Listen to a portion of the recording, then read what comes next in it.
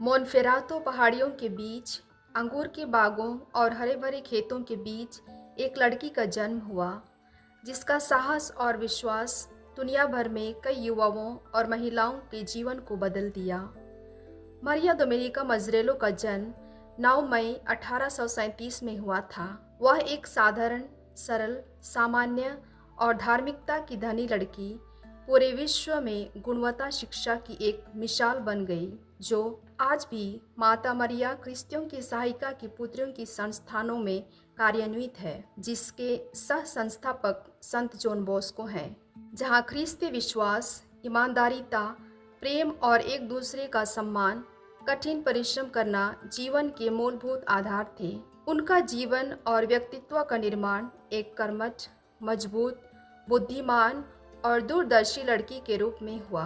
उनका ख्रिस्तीय परिवार में धार्मिक वातावरण एवं 27 वर्षों तक फादर डोमेनिको पस्तिलिनो की बुद्धिमान और विवेकपूर्ण आध्यात्मिक मार्गदर्शन तथा मोर्नेसेपल्ली में रहने वाले विभिन्न लोगों का आदर्श जीवन मारिया डोमेनिका को आध्यात्मिक एवं मानसिक रूप से परिपक्व होकर उनके समर्पित जीवन के लिए मजबूत नींव बनी। इसी नींव पर युवाओं के भविष्य को संवारने में शिक्षण का कार्य और मिशन कार्य की स्थापना की हुई। अपने शुरुआती दिनों से ही उनका आध्यात्मिक जीवन पवित्र यूखरिस्त में यीशु के प्यार और माता मरियम की भक्ति में समाहित था, जबकि दैनिक जीवन कठिन परिश्रम कर खेतों में काम करने के लिए समर्पित था। मारिया डोमेनिका की विशेषता यह थी कि वह गांव की अन्य साथी लड़कियों की देखभाल भली भांति करती थी। उन्हें धर्म क्लास पढ़ाना और अच्छे गुणों को सिखाना तथा सही मार्गदर्शन करना उनका स्वाभाविक प्रवृत्ति था। मारिया डोमेनिका कुछ दोस्तों के साथ धन्य कुंवारी मरियम के पवित्र संघ में शामिल हो गई, जो निष्कलंक माता मरिया को आदर्श मानती थी। उनका जीवन प्रार्थना, काम और दूसरों की सेवा के लिए समर्पित था। यह सुनहरा अनुभव उनके भावी जीवन को एक धर्म संघीय जीवन के लिए पूर्ण रूप से समर्पित जीवन जीने की लालसा एवं अभिलाषा को सुनिश्चित कर दी थी। उनके जीवन में निर्णायक मोड़ एक दर्दनाक परीक्षा के रूप में आया, जब वह अपने बीमार रिश्तेदारों की देखभाल करते हुए स्वयं भी टाइफस बीमारी का शिकार हो गई। उनकी बीमारी इतनी गंभीर थी कि उसे अपने जीवन का भी खतरा था। हालांकि बाद में वह ठीक हो गई, लेकिन उसके स्वास्थ्य पर गहरा प्रभाव पड़ा। एक अच्छी बात यह थी कि इस घटना के द्वारा भविष्य में उसके लिए ईश्वर की योजनाओं का पता चला। जब उनका स्वास्थ्य धीरे धीरे ठीक हो रहा था, उस दौरान मारिया डोमेनिका लड़कियों को सिलाई सिखाने का कार्य करती थी और आगे चलकर वही ईश्वर द्वारा बताए गए शैक्षिक मिशन कार्य उसके समर्पित जीवन को सुदृढ़ करने में पहला कदम बना। उसका उद्देश्य स्पष्ट था।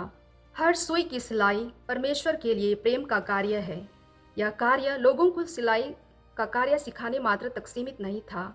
आगे चलकर उन लड़कियों का उद्देश्य और बुलाहट परमेश्वर से प्रेम करने और उसकी सेवा करने को सुनिश्चित किया। इस शैक्षिक मिशन की पुष्टि एक अनोखी एवं रहस्यमय अनुभव से हुई, जब मारिया डोमेनिका बोर्गो आल्तो में रहती थी।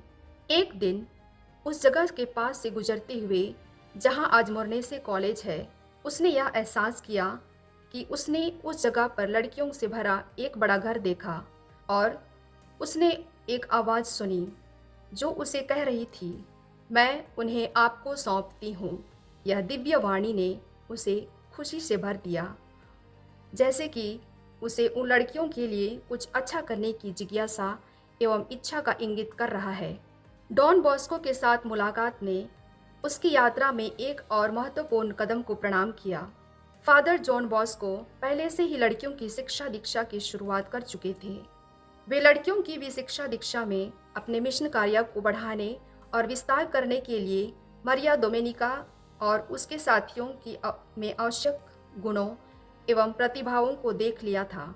मारिया डोमेनिका की आध्यात्मिकता, विनम्रता और प्रेरित उत्साह से प्रभावित होकर डॉन बॉस्को ने लड़कियों के लिए एक नए धार्मिक संस्था की शुरुआत करने की क्षमता और ईश्वर की अनुग्रह को मरिया डोमिनिका के जीवन में देखा।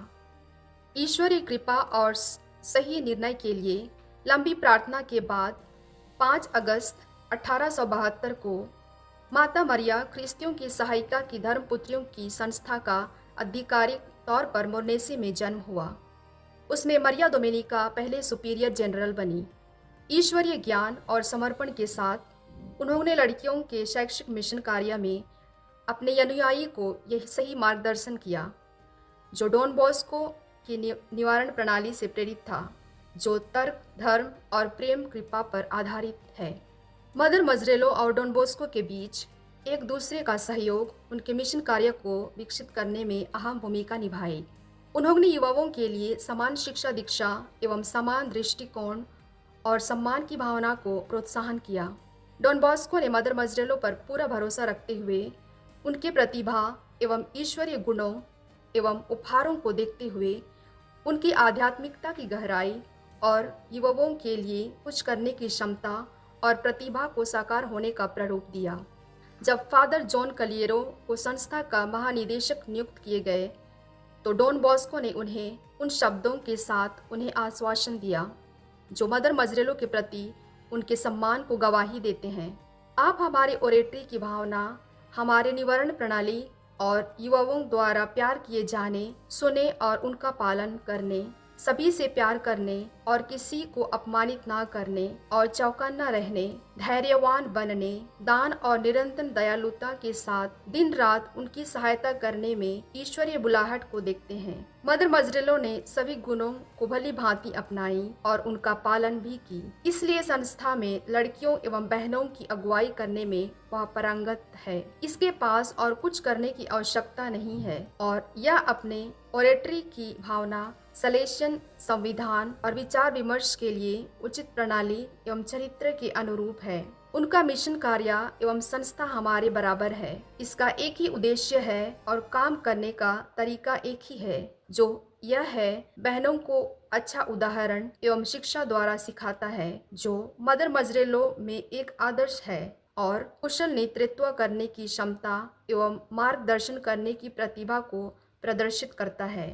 मदर मजरेलो के मार्गदर्शन में माता मरिया ख्रिस्तियों की सहायिका की पुत्रियों की संस्था में तेजी से विकास हुआ।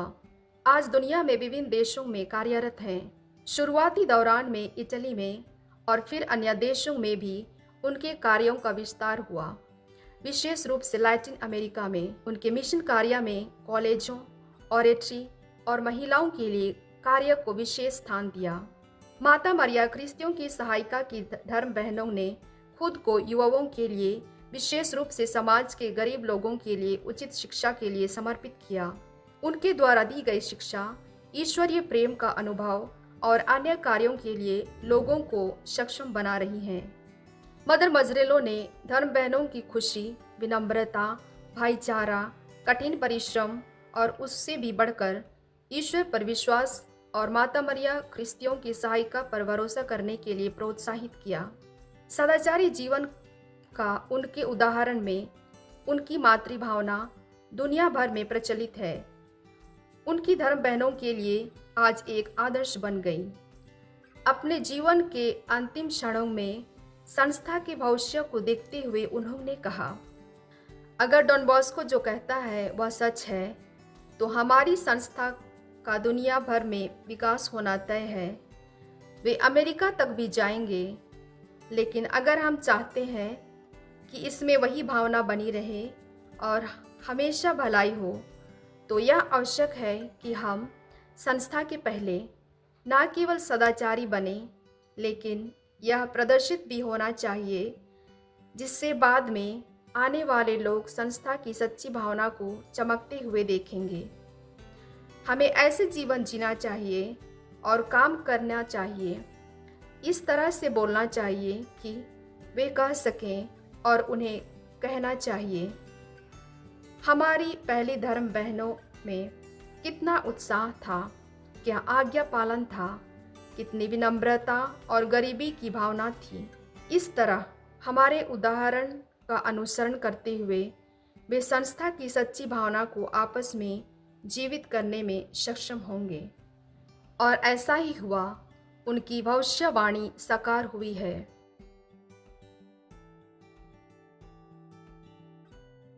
मरिया डोमिनिका मजरेलो की मृत्यु 14 मई 1881 को नित्सा मोन्फेरातो में हुई, जो आत्माओं की भलाई के लिए प्रेरित उत्साह से कूट कूट कर भरी हुई थी। उनके जीवन के अंतिम क्षणों में उसने सचेत रूप से संस्था की भलाई और विकास के लिए अपने कष्टों एवं अपने अस्तित्व की अनोखी मिसाल पेश की। इस प्रकार एक माँ के प्यार का सर्वोच्च कार्य किया, जो अपनी बेटियों के लिए अपना सब कुछ दे दी। सलेसियन प्रणाली के प्रति निष्ठा में उनका छोटा लेकिन अर्थपूर्ण जीवन पूरी तरह से ईश्वर और युवाओं की सेवा के लिए समर्पित था। उन्हें 24 जून 1951 को संत पापा पियूस 11वें ने उनकी पवित्रता और उनके साधारण शैक्षिक एवं आध्यात्मिक कार्य को मान्यता देते हुए कैथोलिक कलीसिया ने संत घोषित किया गया। आज माता मरिया ख्रिस्तियों की सहायिका की धर्म बहनें विश्व के 5 महाद्वीपों में अपना मिशन कार्य प्रदान कर रही हैं।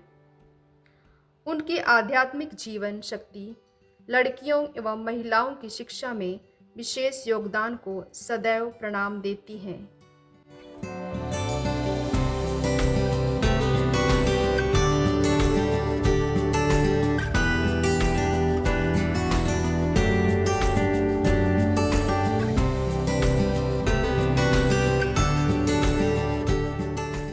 मदर मजरेलो की ये बातें उनके खतों से ली गई हैं। आनंद एक ऐसा हृदय का प्रतीक है जो प्रभु से बहुत प्रेम करता है। जो कुछ भी दान की आवश्यकता है वह स्वतंत्र रूप से करें। आइए हम एक बड़े और उदार हृदय के साथ आगे बढ़ें।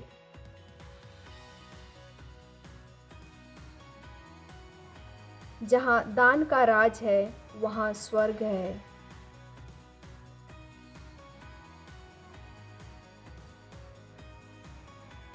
यीशु अपनी बेटियों के बीच रहकर बहुत प्रसन्न होते हैं। जो विनम्र, आज्ञाकारी और परोपकारी है, सुनिश्चित करें कि यीशु स्वेच्छा से आपके बीच में हो सकते हैं।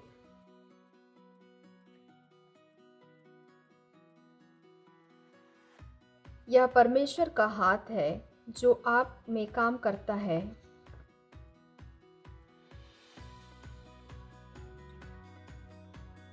यीशु के लिए स्वेच्छा से काम करो।